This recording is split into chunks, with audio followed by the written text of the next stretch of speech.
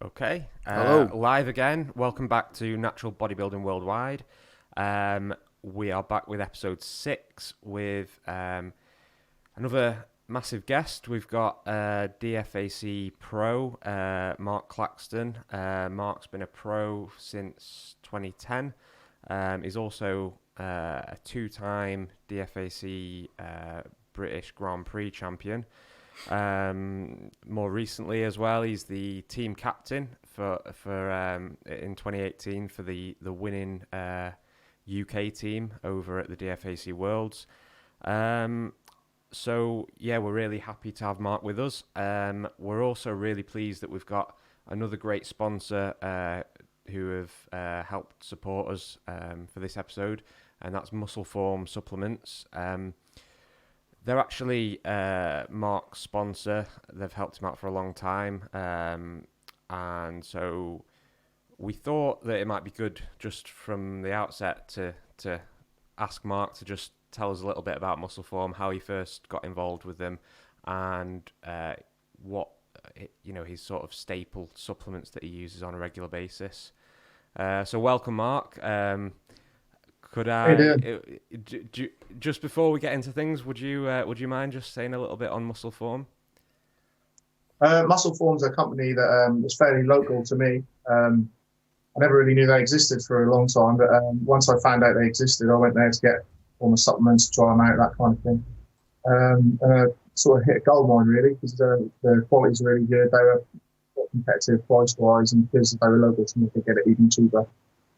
I've been using their supplements since, I believe, 2006, when I first started competing.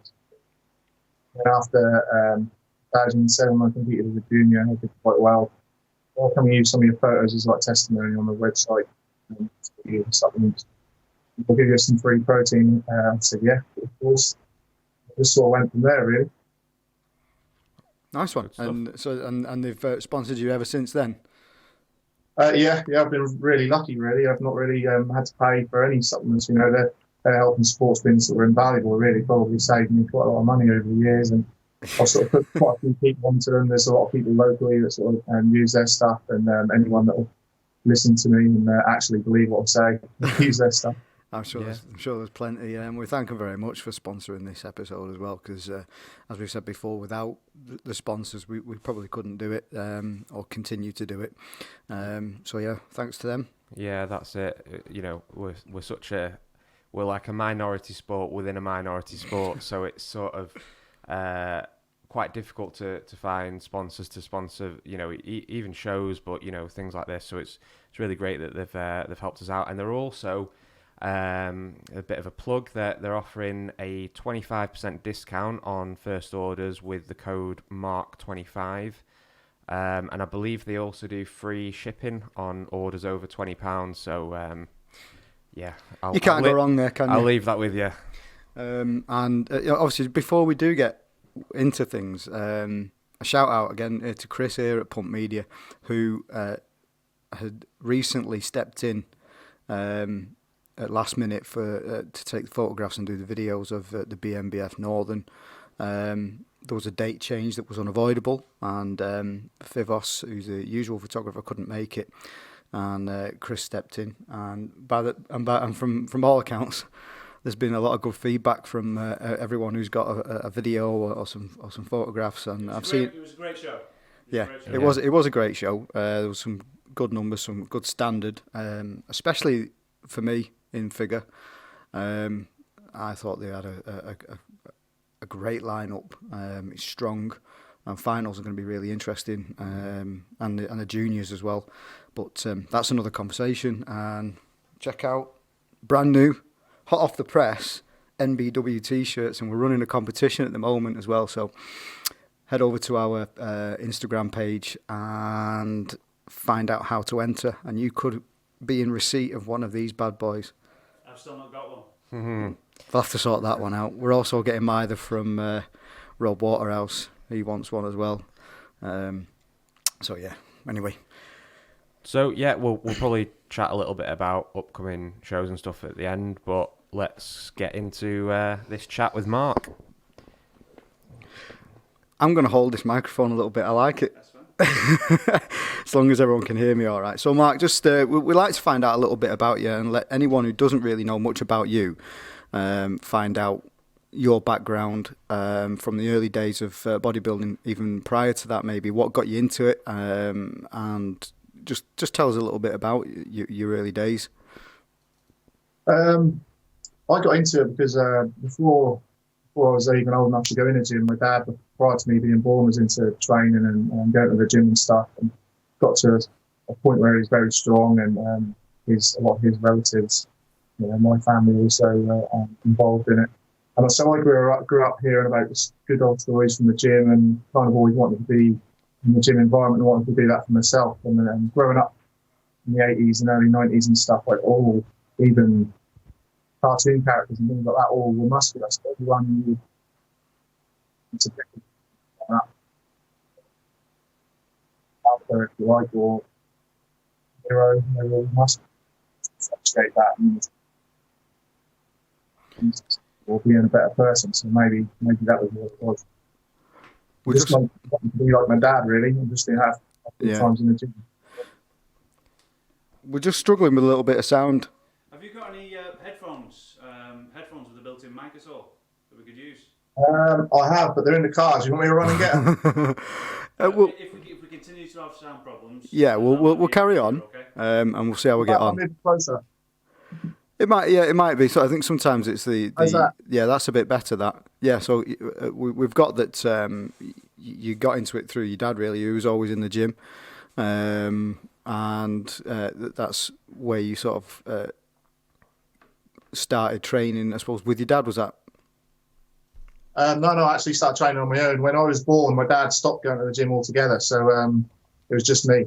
I don't lean on me getting involved with the gym because while he didn't discourage me, I could tell that he wasn't very animated in his enthusiasm. So I think maybe knowing what the gym environment was like, the types of people that go, steroids and so on. And growing up when I was young, I did get involved in silly things, and I weren't the best behaved kid. Most of the time when I was at home, I was, but outside of the home, I was into the wrong thing. And the gym actually helped keep me away from all that kind of thing, just at the right time. So yeah, that's really interesting. That it seems to be people find the gym as a result of a number of reasons. Not always. People's lives start taking a certain path when you're young, and I think that's a danger for a lot of young people, is that they succumb to sort of peer pressure about what's the popular thing to do, and it's not always a good or even legal thing sometimes. And the lucky ones find the gym and find someone in the gym that can guide them, and it kind of, without being over dramatic, it kind of can change your life a little bit. Would you say that was something that's true for you? Yeah, it definitely helped me change the path of my life. I had a good upbringing, I had a supportive family, so I had no reason to be that way. So just getting into the gym and stuff helped knacking me out, tiring me out, give me something positive to focus on. Yeah. Mm. And so obviously that that kind of first got you into the gym. Moving on from there, what was your sort of progression to then sort of thinking about competing? I know that I've listened to some of your other interviews and I've chatted to you before, and you had quite a big name influence, didn't you, early on, who trained at your gym, who maybe sort of facilitated that. Would you tell us a little bit about that? How you came to compete for the first time? I actually had already, you're talking about Rob Hope now, I'd actually already decided that I was going to compete at that point. I had plans to compete. But how it happened was I used to train with guys that were older than me, a lot bigger than me. My friend had a clothing company, but he would just go around gyms selling bodybuilding clothing. And then I often used to go out and just help them on, chum along and just help out. And there was a particular gym in Norwich where there was a natural bodybuilder at the time, he had his photos on the wall. And said, I didn't know anything such existed. So he said, you should do it. I was only obviously a child by comparison. You should do it as a junior category. You do quite well. I just rubbished it. I was like, I don't want to do that. I don't want to stand on stage in clothing trunks and all the rest of it. As much as I admired it, I didn't want to do it myself. It's a bit weird. But over time, the cogs turn and you sort of come around to the idea, it all becomes normalised as you sort of follow the sport more and more and more. Fast forward to 2005, maybe, I decided that I was going to compete. 2006, Rob, in my opinion, the best natural bodybuilder that ever was training in my gym. Sort of saw him come in the gym. I didn't realise who it was. He had a baseball cap on and was training away. I saw him training. I thought, that guy's got good form. And as soon as he took his cap off, he had massive arms. As soon as he took his cap off, I know that guy, and went marching straight over to Rob Hope. Yeah. And then that was that, really. And then he sort of told me about what categories there were and things. And I actually planned on doing the juniors, but I was actually going to be 21 before the day of the finals, which meant that I wasn't under 21, so I couldn't do it. So then I had to do the novices for my first year. But subsequently, the year after, the age category opened up from under 21 to under 23. So the second competitive year actually ended up being a junior. And how? And talk us through that. What happened there when you competed as a junior that year? Well, the first year I competed as a novice, I placed second at a qualifier, which was more than I was expecting. Went on to the Britain, didn't really know what I was doing with my diet. The help I was getting, while gratefully received, wasn't what I needed for a natural bodybuilder. Didn't do so well at the Britain, looked worse for it, just like killing myself in the gym. Became a bit disheartened, learnt more through Rob since then, and Vicky and various other people, just getting to know people, and came back as a junior the following year in 2007. And I won my qualifier, and then went on to the Britain and placed second to Andrew Chappelle in Mushy. Yeah, good old Mushy. Competing in a couple of weeks, so that'll be interesting to see him up there competing. Yeah, we've been I've been seeing quite a few of his progress photographs recently, and he's probably looking the best he ever has, I think. I think a lot of people, he's a big guy now. Yeah. And I think his progression has just been like when you look from that year that he turned pro to then, I think it was 2017 when he did the Grand Prix in the Worlds, and it was just like unbelievable. Yeah. So yeah, it'll be a good show. It will in be 2 weeks' time. Yeah, can't wait for that. So you mentioned there about Rob, and obviously he was a big help to you and kind of support, and we'll probably talk a little bit later about that kind of almost like support network within natural bodybuilding, particularly the BNBF with putting on the clubs and things like that. Did you have anyone else at the time, as someone to go to for questions with regards to your diet and training, or was it kind of more just yourself? Post 2007, Rob was in the gym 2006. He was working in Norwich temporarily, so he was living here while he was working here. Then once his contract was finished, he went back to London. But I used to keep in contact with him over the phone a little bit. He helped me through sort of 2007, not like a lot, just, I'd call him every Sunday, wherever he was, bless him, he would answer his phone, answer me stupid questions, and I thought, he wasn't, keep bringing me up. But, once that was gone, I used to have to travel. There was no such thing as like these lengthy podcasts and endless amounts of YouTube videos where you can source information back then. There was forums, and AJ, you'll remember this, they weren't great. I used to travel basically to shows. I used to travel to anywhere where I knew people would be that I knew I could learn from. Just be a sponge, really. Anything and everywhere I would get information from, so magazines, pieces here and there on the internet, but anywhere really. Yeah, no one person really. I sort of taught myself and tried to sort of like read between the lines, and then different people have different levels of influence over you as you go. And you kind of, it's like a sliding scale. Obviously, the more you learn, the better your diet and everything else becomes. Yeah. That's it, isn't it? It's like almost like a trial and error sort of thing. Like I would imagine the way you prep now, and even a couple of years into your bodybuilding career, was vastly different to your first season. and that comes through experience and and trial and error, I suppose. Yeah. The first competitive year wasn't great. I remember at one point being on like 850 calories and 4 rice cakes a day, and the rest of it was like boiled chicken or something. It was horrendous. It reminds me, Tom and I went to see Tom Platts in a seminar during our last prep, and there was something he said, was that all the stuff the gurus are doing now, they did by accident back then. And he found that, he'd done, and I know he's obviously not involved naturally, but doing the low carb, high protein diets and stuff like that, and then he switched up to a high carb diet and found that brought him in his best ever. And we remember me and Tom just looking at each other and giving it the nod, because obviously, like you say, through the trial and error you find out what works for you. But I've not seen a competitive bodybuilder that's done well this in the last 2 or 3 years that hasn't done a high carb diet. I take it you're the same now as well. You always on a high carb. Yeah, I've been quite a heavy proponent for quite a lot of years now of a high carbohydrate diet. I've done the lower carb thing, and obviously the more carbs there were present in my diet, the better I did. So for that what you will. Well, there you go. More evidence. High carbs. It's the way forward. Don't be scared of them, people. Yeah. So moving on a little bit. Obviously, you turned pro in 2010. Quite a, so I think was your first show in 2006. Is that correct, Mark? Yeah. So quite a rapid progression there.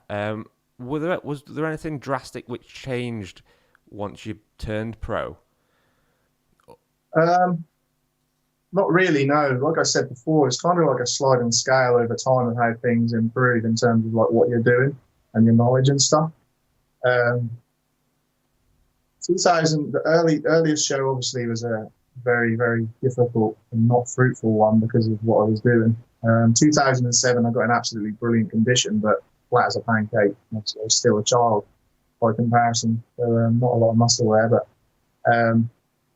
in sort of 2008 and 2009, I had off because I realised obviously I was a junior and I needed to compete with the men who I looked at the 2007 Britain and thought, there's no way I can look at these, I can look like these guys. So I just need as much time and hard training as possible to even be on stage with these guys and not get embarrassed. So 2008, 2009, I had off as I was maturing as a man as well.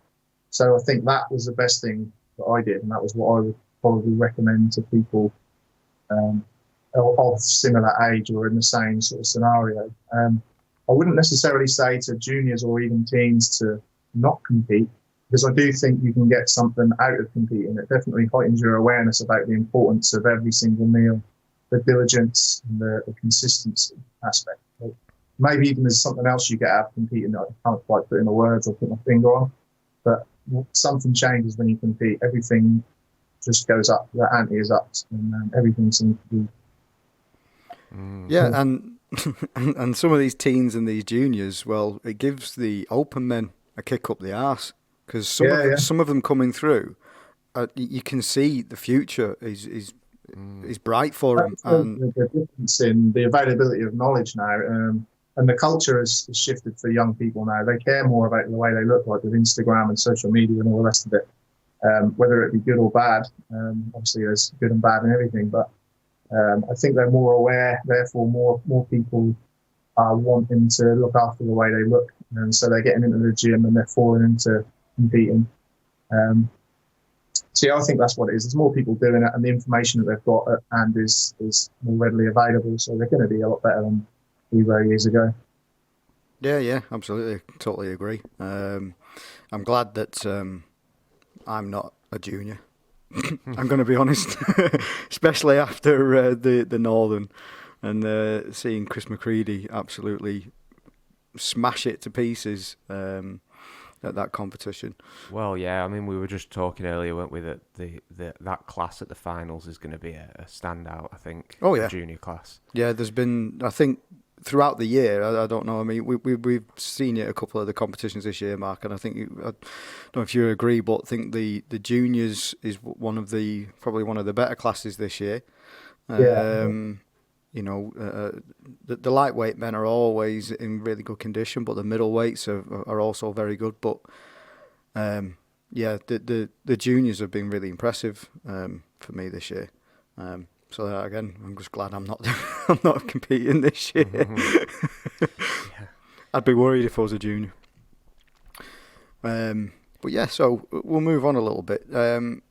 We've had a discussion in the past, Mark, and I'll never forget it really, because it was about what you told me about when you turned pro, and your comment was along the lines of, in some ways, you wished you'd not got your pro card when you did, because perhaps it was a little early, and not because you didn't deserve it, but maybe just because you wanted to move up through the amateur ranks maybe a little bit more, spend some more time in the amateur ranks.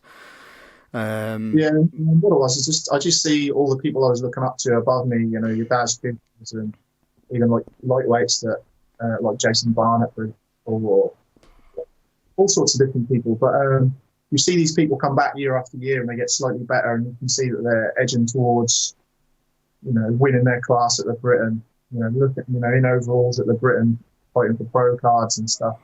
And obviously, I went from being a junior in 2010, not knowing where I was going to fall. I didn't know what class I was going to be. Well, I'm probably too tall, too heavy to be a lightweight. So maybe I'll be a middleweight. And then you start looking at middleweight, say, oh, where will I fit in? Where will my physique fit in amongst that caliber of physique? And I was looking forward to one day, you know, working towards like being good enough to be, you know, in contention of winning a weight class at the Britain and taken abroad to compete with the British team. And, you know, that was my ultimate dream, if you like, not something I thought I would realise early on. But as it turned out, I ended up being a heavyweight. I ended up competing slightly earlier, an earlier qualifier at the BNBF Welsh. I was going to do the Central. I was in shape, more or less. Decided last minute, I'll just see if I can get an early qualification. If I can get an early qualification, I can be better at the Britain. Not really thinking, just hoping I can get a qualification. Fast forward to the show. I ended up winning the heavyweight class, the overall, best legs, and then the whole thing. I trained legs like the day before, so it's not like I did any preparation. Really? Turned up. I didn't know where I was staying. I didn't know who was putting my tan on. Shout out to Rob Waterhouse for doing that, if you remember. I just turned up, did the show. Sort of didn't really plan on coming off my diet at all, but I was like, well, I've got weeks and weeks and weeks till the Britain. I'm in fairly good condition, and this is something I'm never going to forget. So I went out for a meal with my friends who were there, Darren Loxton, Rob Waterhouse, and a few others. It was a good day. And then come to the Britain, I ended up winning the overall and everything else there as well. So I turned pro at that show. But then the moment of realisation is there that I'm not going to be an amateur anymore. I'm not going to be fighting and struggling to be, you know, one of these people who are fighting for the weight class at the Britain anymore. I'm going straight back to the beginning again of being a fish in a very, very big pond. It would be nice to kind of like strive to become a little while. Being spoiled in the BNBF and the way things are, as you know, like the show quality is brilliant. You know, you haven't got to worry about flying to America every 5 minutes or, you know, things like that. So, yeah, not being able to do that was a bit bittersweet. Yeah, but it's fair to say that the progression that you didn't see necessarily through the amateur ranks, we've definitely seen it through the pro ranks for you. At the time, you know, you don't think you can carry on getting better and better. You don't realise just how good you can get. That's the other thing about natural bodybuilding is most people, when they first start or they've been doing it a while,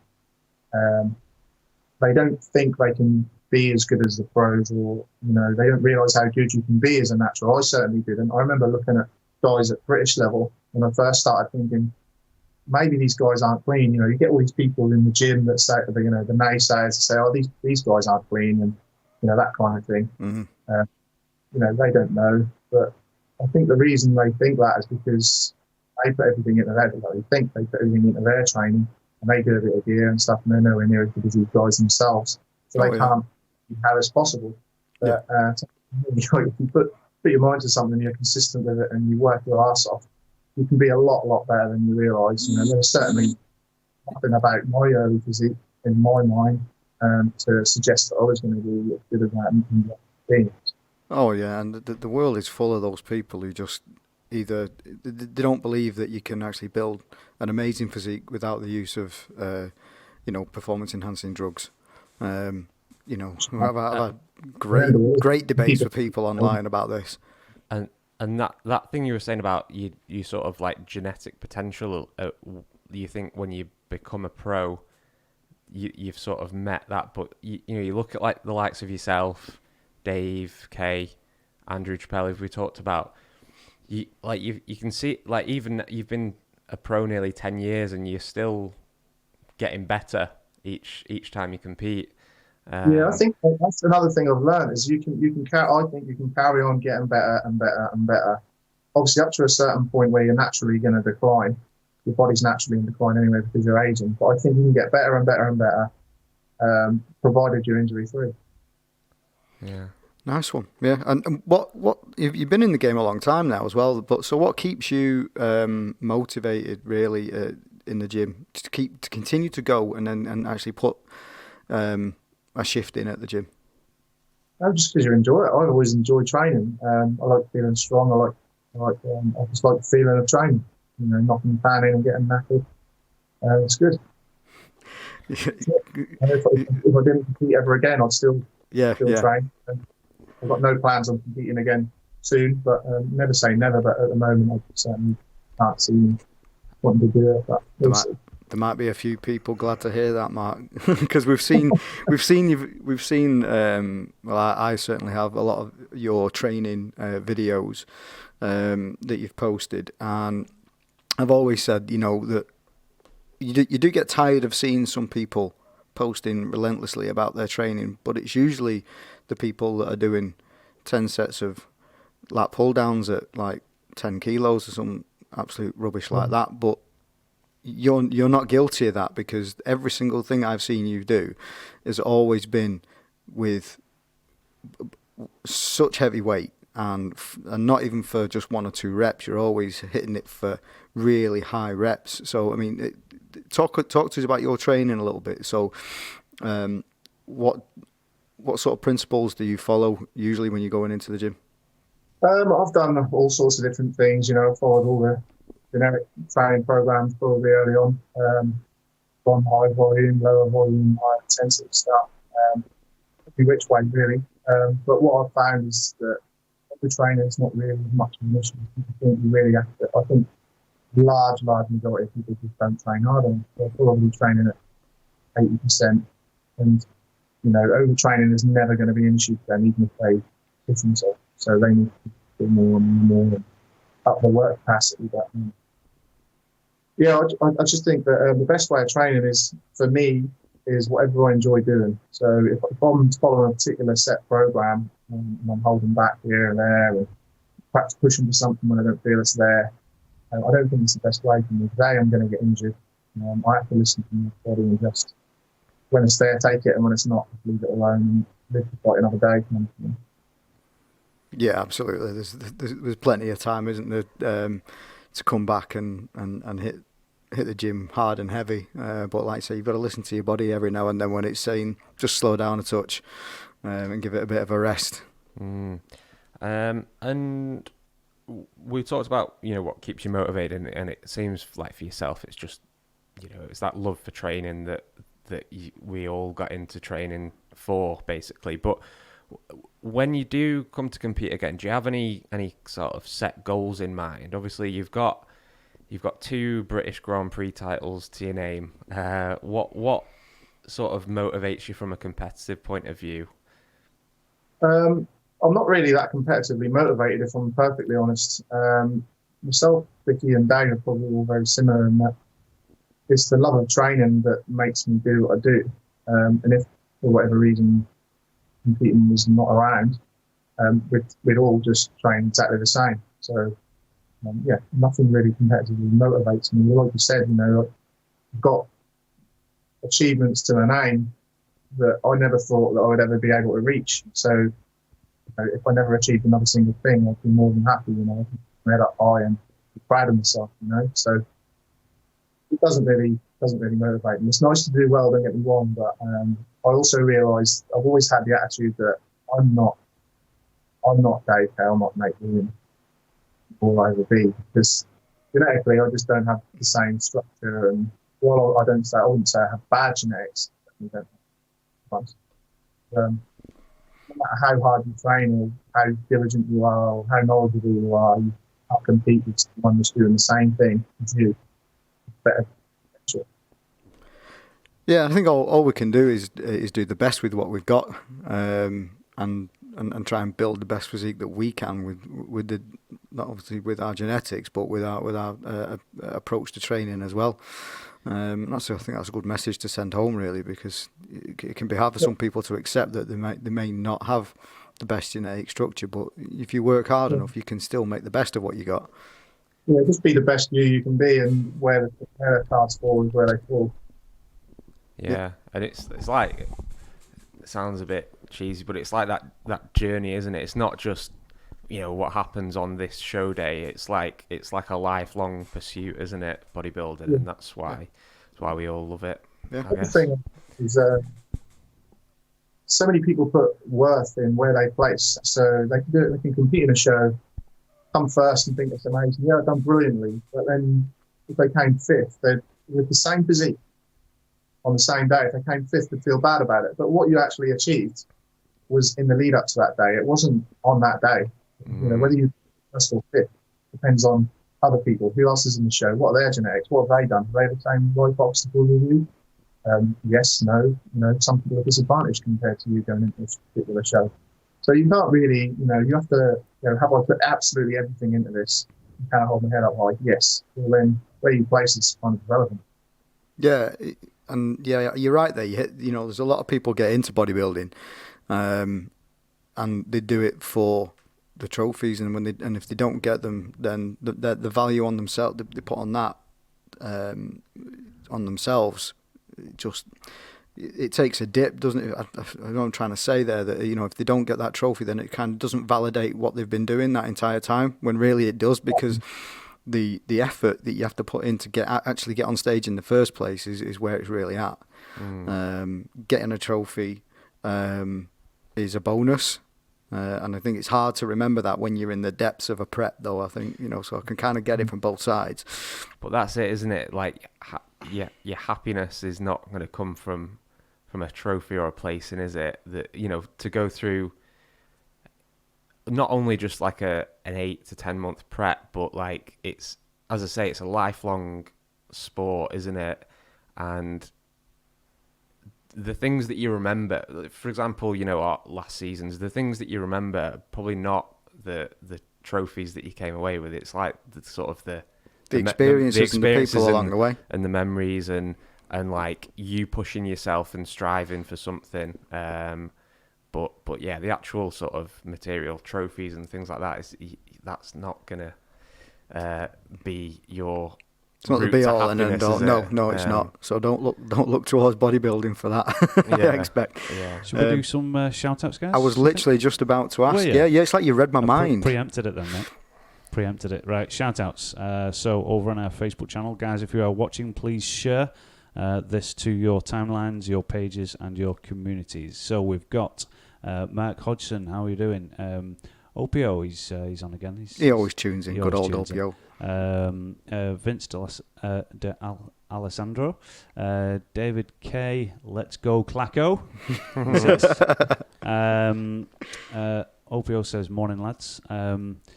Kudos Atunsa. Yeah, we call him Kiwi. Okay, he's one of Kiwi. one of the juniors. Okay. Kelly Shostak, who's a tanning girl. Kelly. And Marcus Lee, whoop whoop, caught it live. Opio's back on again. Some calf tips, please. Lol. He's always on that. No, I'm in that group as well. Ronnie Oars joined. Cy Sweeney's joined. David Budgeon. Morning, y'all. Good morning. My wife's watching. Victoria Clark. Hiya. I know I should be at home making breakfast right now, but I'm not. Sorry. Vicky McCann and Guy Addison and Christopher Chilfie. McCready. It's Chris McCready. Yeah, Chris McCready, who won the Juniors Manchester show last weekend. Congrats again, pal. Yeah, thanks for tuning in. If you can like and share this today, that'd be great. And if you've got any questions at all for Mark, then please send them in. We've got some already lined up, which we'll get round to shortly. Tom, 101.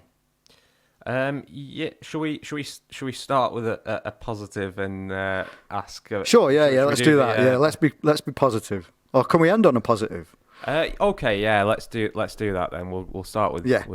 So Mark, I think you've listened to some of the podcasts before, and we do a thing which I think Rob Waterhouse actually first came up with, and it's a bodybuilding room 101. So basically the one thing in the fitness and bodybuilding industry that you dislike and you would put into a room 101 and get rid of. Is there anything that springs to mind for you that sort of aggravates you in the industry? Oh, I've got a list as long as my arm. But to pick one out is difficult, funnily enough. I would say probably one of them that springs to mind, not that it's a standout one really, but people that compete in bodybuilding shows after not a lot of time actually training, watered down bodybuilding shows, place well, or perhaps get a pro card in whatever federation they're doing, and can take themselves as professional or successful in the sport. And to people that aren't involved in the sport might look at those people and go, oh, they did really well. They're third in the country at whatever they do, and the reality is no, they're not anywhere near that level. Just decided to compete in bodybuilding 5 minutes ago, and what they do is not what we do, and that's not looking down on as a person. It just devalues the accomplishments of people that have been working really, really hard at something for a long period of time, who actually, have the qualities necessary to do well in the sport, where these other people, probably isn't for them. Yeah, I think we've chatted about it before. I think particularly with Vicky about the sort of what they call cereal box pro cards and numerous categories. We see it every week in competition season in certain federations, and the number of categories within a category is just getting a bit ridiculous, isn't it? Yeah, and I think it sets unrealistic standards for people, which is what again it makes it too accessible to a lot of people who maybe don't have the physique that's quite ready for the stage, and that's and then they get disappointed by a result that they didn't get, or when they do get a result such as what you're talking about there. Then, like I say, just the standard's a bit unrealistic, in my opinion. One thing I do notice as well is I would like to see more of is people that perhaps compete in a competitive federation such as the BNBF, maybe not place so well in the BNBF. They'll go and compete somewhere else and get first place, and then you'll never ever see them again. And then they might get a pro card with another federation, yet they actually wouldn't place in their weight class at the BNBF. So why carry on there? Why not try and challenge yourself and validate your accomplishments? Now there are people that will go and compete elsewhere and actually do become pro standard. Fair play to them, and teach yourself going against the best. Domestically, I would say is the best. No disrespect to anyone else, and there are pros in other federations that are equally as good. Yeah. Not just pros, I'm talking about amateurs. Yeah, I agree. Yeah, I think I think we're fortunate to have that structure in the likes of the BNBF where it is so competitive, and if you ever reach the pro ranks, that you're gonna straight away be up there and competitive and worthy of being a pro because of the competition that you've had to sort of beat to get to that pro card. You know, you've got like multiple people each season, haven't you, that you can say, oh, they're in with the running of the pro card, and it's you know, if you've won that Britain overall, then you know that you're going to be up there. Yeah, you want. I think you want to win in a strong class, don't you? You don't want to win in a weak one. Because if you look at Andrew Chappelle or like Shane Raymond, for years and years and years, they were knocking on the door trying to get the pro card, and they were of a standard where they could have gone across to America and got a pro card anytime they wanted for years before they actually got theirs. But they carried on going and going and going. When they earned that pro card, they knew that they belonged in the pros, and kudos to them for doing it. Yeah, absolutely. So, from your perspective, as a judge, is that yeah? Oh, sorry, no, yeah, I do apologise. Yeah, best and worst moments. Before we get to that, obviously, people would probably say from their own perspective that winning a pro card would be their best moment or what have you in bodybuilding if they were a pro. But have you got a particular moment that you sort of cherish more over the rest? And have you got one moment that your least favourite moment in your competitive career? There's multiple good ones. I wouldn't say there's one particular one that's any more important than the other. Winning the overall Welsh was a big one for me. That was a nice feeling. And again at the Britain, that was pretty sweet as well. And then straight after that, competing abroad, and I remember after competing at the Worlds, being on the top of the skyscraper in New York with my friends, realising that dream that I talked about earlier, going all forward with the team, competing.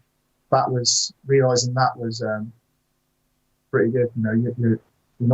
You're somewhere you might not have ever gone, and then all of a sudden your bodybuilding has took you there. And how the hell did I get here? A minute ago, wondering which class I was going to be in, and was I going to be good enough to get to the Britain? And then the next thing you know, you're in New York on top of the skyscraper eating a pizza. And after that, probably the DFAC Grand Prix in 2012, winning that, because again, that was completely unexpected to me. I'd say those.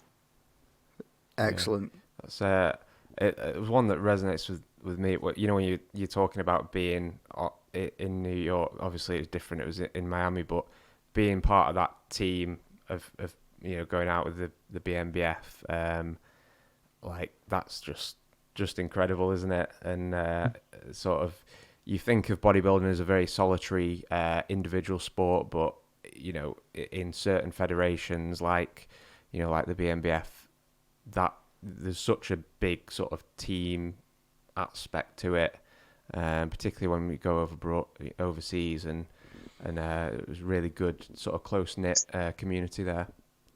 It's friends you make and experiences you have, rather than the winning and the actual competition itself in the end. Yeah, that's always a good point that you just made there, Tom. People do go on about it being a lonely sport, and I don't think it is. You all go on your own. I don't even like using the phrase journey. You do go on your own one, but you're never alone when you're doing it. You've always got people around you, supporting you. Whether it be your family, your friends, or other people involved in the sport. And I think it's only lonely if you make it that way. If you ostracize yourself from people. Depends where you live as well. Like where I live is quite isolated. There's not a lot of bodybuilding culture. I'm one of the only ones. At one point, I probably was the only one. So there wasn't much of a culture for it. But yeah, like if you make yourself insular, and you obviously have to be monk-like in a way, where you're not eating certain things, and you have to get to bed on time, and you have to get to the gym, you have to do this, have to do the other. You could easily become very, very insular. So it can be a lonely thing. But like you were saying, it's what you make it. You don't have to give up social events. You don't have to be an arsehole to your family or not have relationships with Correct. People. Yeah, it's if you put the same effort into your life outside of the gym as you do when you're in the gym. I think people find it's a very different life, and I've met like some of the best people I know through bodybuilding, and I'm only really very grateful for those people now, because they're in my life permanently. Sad for them. Yeah, and everyone comes from different different careers and different other hobbies and things, and you meet a lot of people that you probably wouldn't meet in your your daily life if you weren't in that community of bodybuilding. Yeah. So it's I can't sort of say enough positive things about the sport. This is it. There's not a lot of negative stuff that I can say about bodybuilding. Yeah, really. I think it's just people's perceptions and ignorance in a way. I say ignorance not in it. It's just misunderstanding. It's the not knowing about it. Yeah, misunderstanding and perceptions that people see from media and things like that, I would imagine. Well, we're changing it through the podcast, guys. We're changing people's minds. We are, hopefully. Yeah. Hopefully. Those people who wouldn't normally know anything about it, hopefully they know a little bit more and get a bit more insight into the sport. So, I mean... You want to know about worst? Yes, we do. We're just about to say, what is the worst moment that you've got? If you've got one. You may not have one. Not really.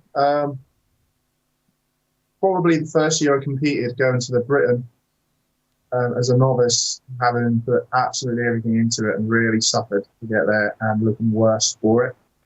That was humbling, and it was hard, but I wouldn't say I was like really, really down. I see people not get their result they want, and they get absolutely furious and they're down for like ages, and some people even like go off and live forever and stuff. But, it was a moment of realization that what I just did wasn't enough, and that's hard to take when you put everything you actually have into it. But at the same time, I realized that it wasn't through lack of effort; it was through lack of knowledge. I was missing something, and that was actually what spurred me on to learn more and more and more, giving me first to learn, and what actually ended up making me better. So, yeah, I was going to say that experience was probably required so that you would then go on to improve and achieve what you have done later on. So, but that's I think that's a testament to your character, Mark, that you that's what you took from it. Whereas I think a lot of people get disheartened and say, the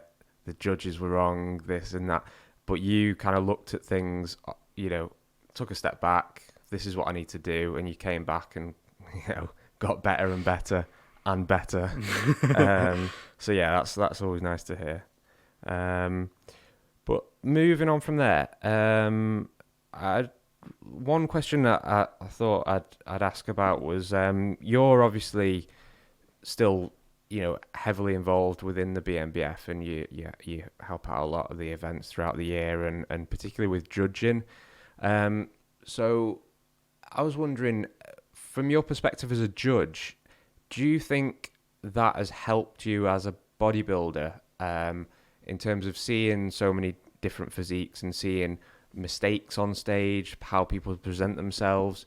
Do you have any thoughts on that, or have you not really? Yeah, it's hard to recall all of them. There'll be like loads of little things I could tell you, but one thing that sticks out in my mind is mainly the presentation, how quickly people get in the poses, how they fart around doing things, where how they don't take care of their tan, where they put their trunks, every little thing you can think of. When you're judging this, you have to be critical minded. So you'll have seen in like reviews and stuff, it's very, very difficult when you're reviewing a bodybuilding show to pick out all the good points on people when you're a judge, because all you're looking at is the imperfections and things they do wrong to separate them. Obviously, you do see the positives, but for me, you'll have to be critically minded to do that. So yeah, you pick up on all the little things where there's a difference between that person and that person. And that person might be, that thing might be the presentation or something that they're doing, which you then pick up on and go, that's really, really important, because that's now made a big difference. That guy's got a better physique, but because that guy's doing that, he's now got the win over him. So when I'm competing, I'm very aware of those things. Yeah, you bet. And then, so do you have any kind of top tips for newer competitors or less experienced competitors from a judge's perspective? Be confident, practice your posing a lot to the point where it's second nature, so therefore you can enjoy it rather than looking wooden.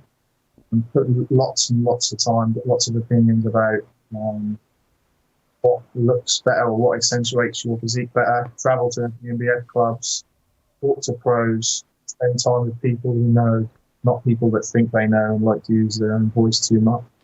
Every gym's got.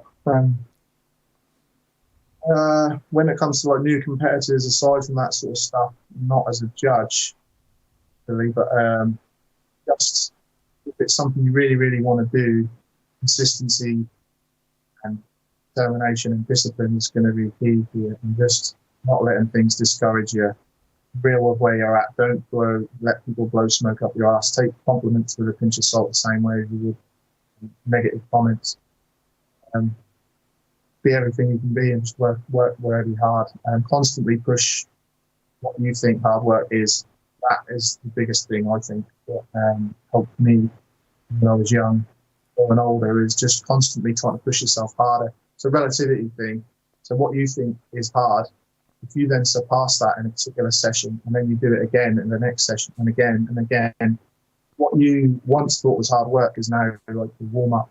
You know, you're at 80% of your working capacity, as opposed to before you thought it was 100. Now it's just to 80%. So things like that. Look after relationships. Like I said before, you don't have to be an asshole.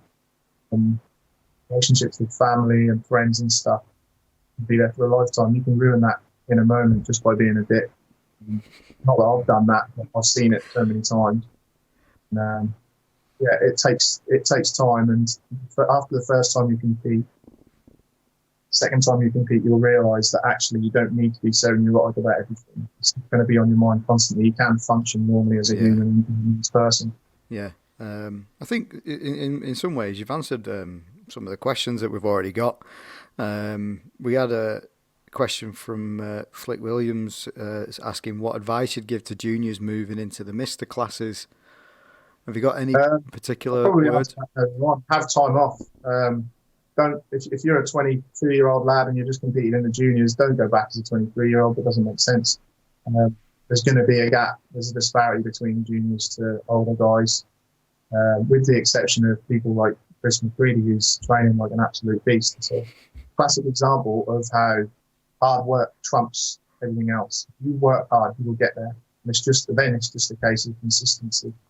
You do that over time, you can't fail, as long as you stay in your field. Yeah, a bit of time under the bar does works wonders, doesn't it? And we've got a question from Harvey Armitage. Volume or intensity, he says. What are the pros and cons over using one strategy or over the other?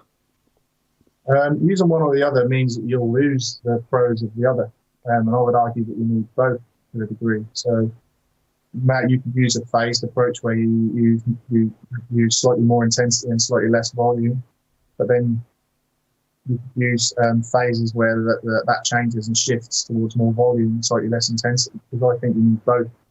Or you could try and mash those together and go as heavy as you can for as many sets as you can, which is usually the most fun in my opinion.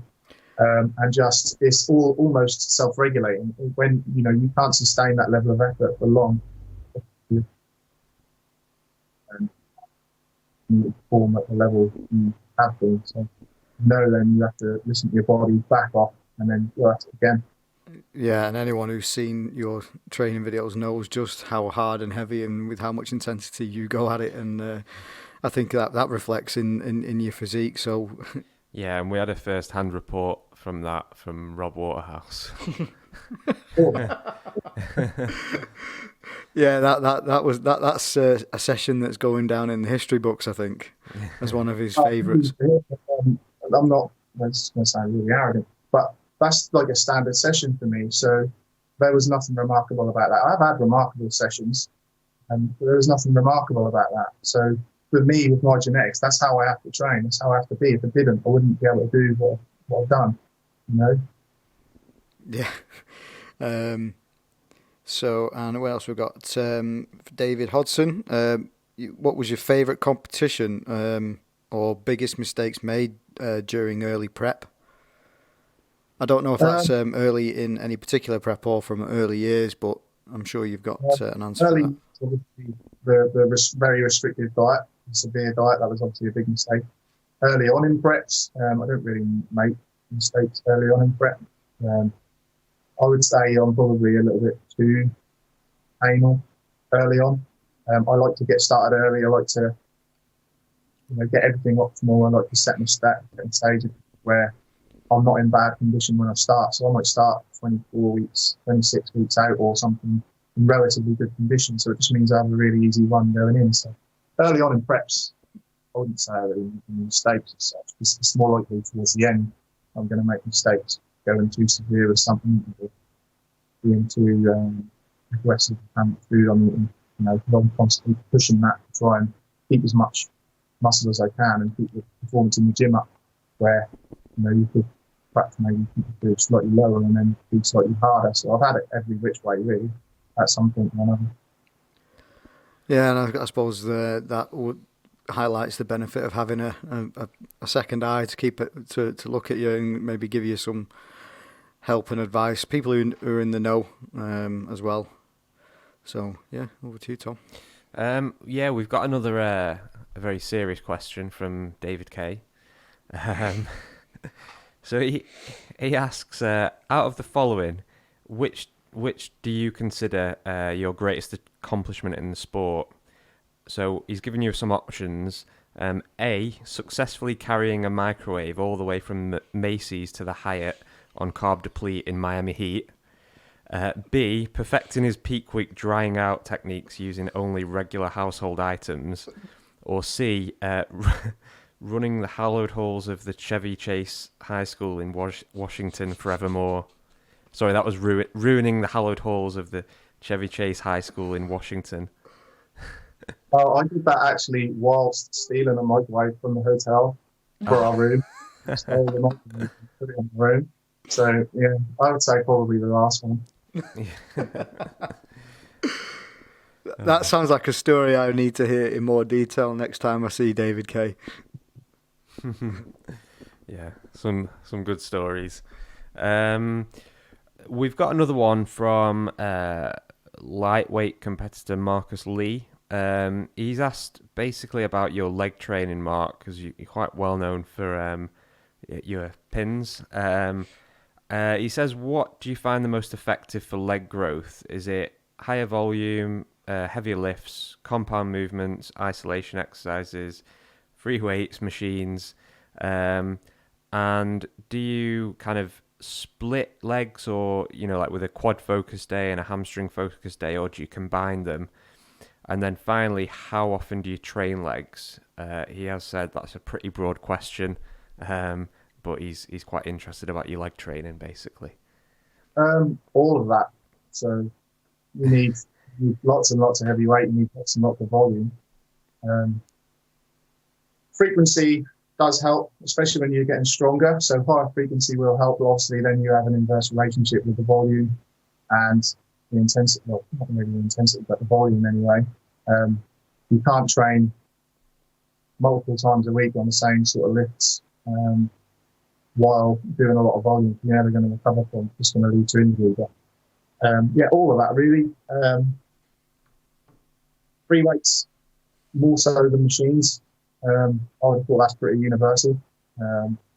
Yeah, so there's nothing really profound I can tell anyone about that. It's just, again, it's hard work. And I just think because it's so subtle, right?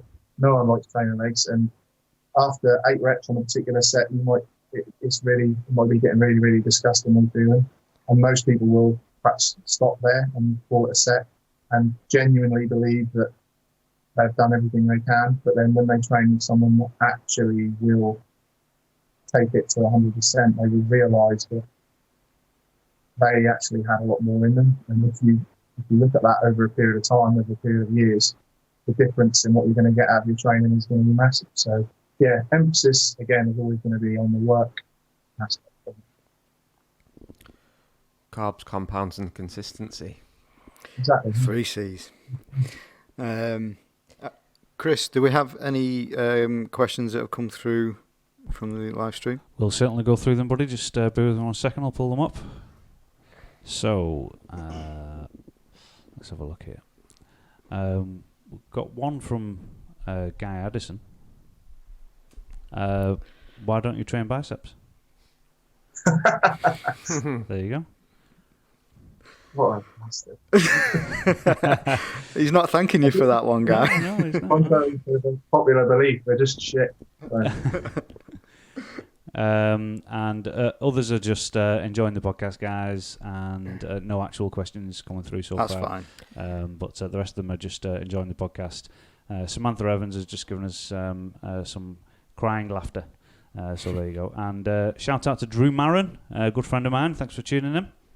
Thanks, Stu. Don't forget, give us a share, spread the word. And again, just a quick reminder, Muscle Form Performance Nutrition, who've sponsored today. And they've got a discount code. Tom, just remind people what that is. That is Mark25. Nice one. Thanks for sponsoring. Are they on Facebook and Instagram? They are, yeah. And do they have a website address? They do. I'm just finding it now. Sorry. www.muscleform.co.uk. Yeah, muscleform.co.uk, guys. The finest quality sports and performance nutrition products at unbeatable prices. Make sure you check it out. It's as simple as that. And also, don't forget, we are running a separate competition over on our Instagram account to win one of our NBW t-shirts. So we need some more followers on that Instagram page, don't we, buddy? We do, yes. Yep. We need to encourage people to share that page. Yeah, please do. Get your friends involved and get them to like it and follow us and keep tagging us in your posts. We do enjoy seeing them. The more followers we get, the more we can do, the more prizes we can give away, and all that kind of stuff. Yes, indeed. On the next episode, we'll be Pumpmeat will be giving you some prizes to dish out as well, guys. Just a little surprise from me there. Something to look forward to. Yeah, buddy. So we'll wrap up shortly. I'll just do a quick mention that obviously everyone will be aware that in 2 weeks' time we've got the BNBF British Finals, which is actually the 20th year anniversary. So related to the competition we're running on the Instagram page, I thought I'd just ask Mark. Mark, you've been involved with the BNBF for a long time. What are you most looking forward to at the BNBF Finals this year? What competition-wise? Because I actually look forward to just seeing my mates more, if I'm honest. But it's always going to be who wins the pro card, isn't it? I don't really know who's going to win it. There's a few people that possibly could. I'm actually interested to see how some of the juniors stack up in the overall. It's funny because I've seen lightweights before who perhaps never expected to be in the running, really show their head, if you like. So yeah, things like that. So sometimes it's not even necessarily who wins, it's who really surpasses themselves and who brings it and who shocks you. I like seeing the improvements in people as well. Like, they don't necessarily have to be winning anything, but I like seeing someone compete 1 year and then come back either a year later, 2 years later, 3 years later, whatever, far improved. That's what bodybuilding's about to me, not necessarily winning all the time. So yeah, it's nice to see people really enjoy it, and it brings it back for me because I remember doing them myself. Yeah, and the improvements even from within the same season, isn't it? Like, because you think back to last year, and from the qualifier to the finals, it's there's a lot of time there, isn't there? And things can very easily turn quite dramatically. So it's always it's always good to watch. Yeah, I'm obviously from a personal perspective, I can't wait to see the lightweights. I think there's been some absolute quality come through this year, and that's going to be a difficult one, I think, for the judges to decide upon. With everyone if everyone brings the best on that day, it's going to be a real tricky one indeed. And again, like I said, I mentioned at the start, I think the figure girls are bringing a really good standard this year again. So I'm looking forward to that too. Yeah. Any last questions? Plans for the future, Mark? I know you've already mentioned that you've not got any plans to compete as yet, but is there anything further into the future that we can expect from you, competition-wise? No, not really. Like I said, I've got really no concrete plans to compete. I don't, feel the need at the moment. Last time I competed, I actually didn't revel in prospect at all. It wasn't until I've been doing it for a few weeks that I got into it. So, I'm very similar to that now. My plan is just to enjoy life and have fun and time doing other things and fun with my girlfriend and things like that. Really, and not have to keep making the same sacrifices. You know what?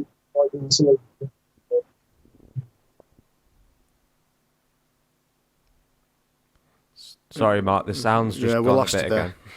Sorry, mate. If changes and it funnels me in that direction, there's no reason to say I couldn't come back. I carry on training the way I always have. So, no plans. Yeah, no. But you will continue to be at the shows judging, I expect. Yeah, of course, yeah. Fantastic. And then final quick fire question that we've asked a few times. Best natural bodybuilder that you've ever stood on stage with? Don't really. Probably Nate Williams. He is incredible. Can't wait to see him compete again, whenever that might be. And also another quick fire natural bodybuilder, in the past, who you would most like to have stood on stage with? Rocco.